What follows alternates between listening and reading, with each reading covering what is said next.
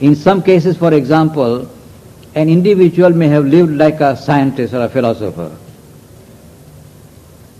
And ultimately, the greatest philosophers find that the higher system of philosophy that he builds up is a cobweb. It is a web of ideas. And he finds out that in the web of ideas, I can never experience. The more ideative I am, the more abstract I am. In abstraction, I cannot experience. Experience requires a different kind of quality. Mere ideativeness is not experience. So if at the end of my life of a philosopher I have really realized that I could not come out of the cobweb, and I want to come out of the cobweb, and I assert my soul's freedom and say, next time I must not have cobweb. In my next life, therefore, I won't be a philosopher. I will not enter into cobweb. This is another example to show how your experience makes you mature and gives you the new turn in your experience, in your chain of experience, and your reincarnation will have a different personality. You may be a king in this life. In next life, you might have seen the king has everything readily available. And you feel, what is there in readily getting everything that you want? I want to make a big labor. I want to make an effort to get everything. In the next life, you may be born in a very ordinary family where a lot of labor is required, and you learn the experience of labor. This is how what you gain in the past life is carried in the next life, but in a different way. And then you go forward. When you are taking a repose in your soul world, after exhausting your subtle physical, your vital, your mental, when you are watching from above, as it were, there is a perception that in this particular circumstance I will gain what I have decided to gain in my next life. And therefore your birth takes place. If you have decided in your past life, I must become supramental, very likely you will be born in Auroville. If your soul has decided, I must be supramental, because you find that here is a circumstance, although not a very smooth circumstance, a kind of a battle which is going on, but battle for the supermind. So very likely you will be born here.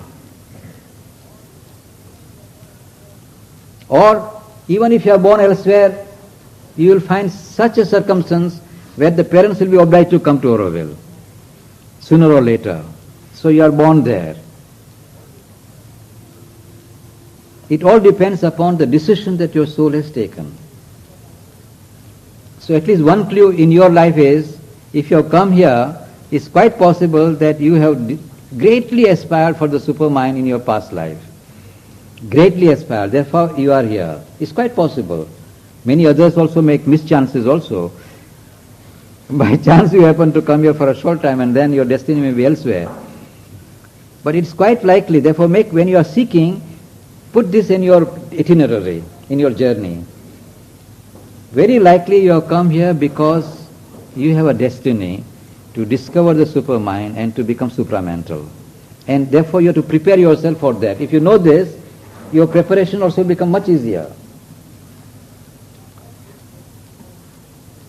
Now all this takes, according to Sri Aurobindo's writing, normally 3 years before you can come back into the new body. Another question which was asked was,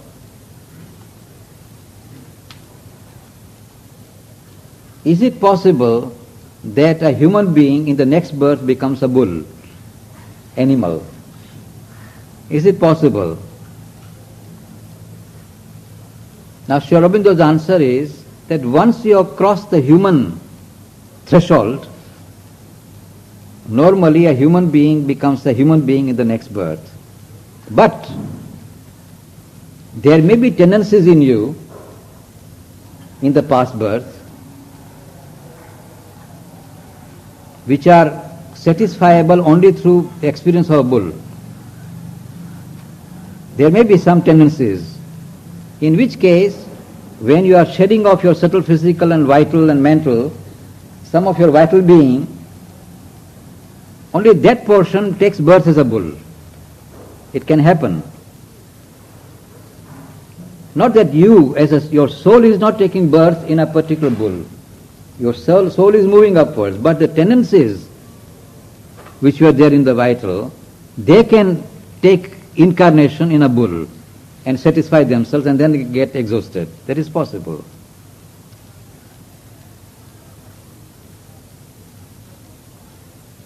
Now, this answer also answers other question that you had put. Can a being be at the same time in many personalities? That's your last question, isn't it?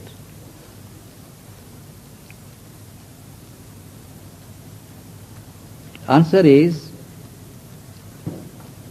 that there can be certain states of consciousness.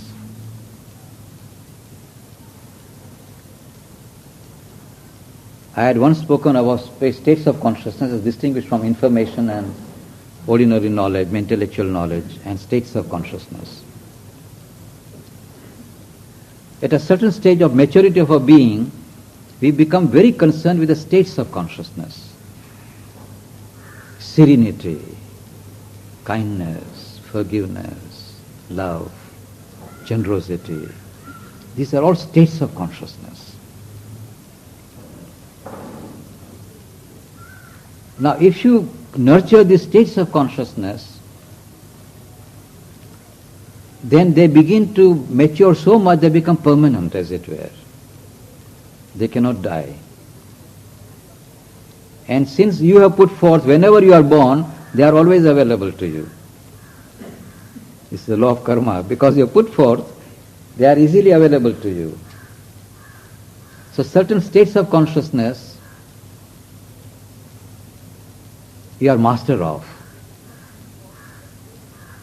And you can even put forth that state of consciousness into somebody.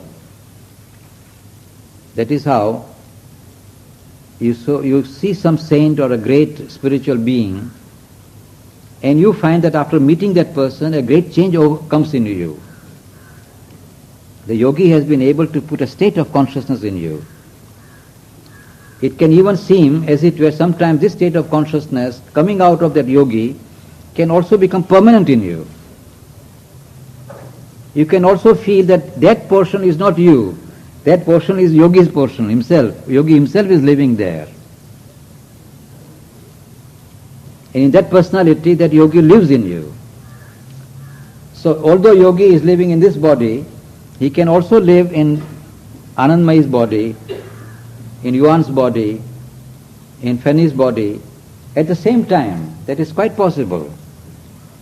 It is through states of consciousness and states of being.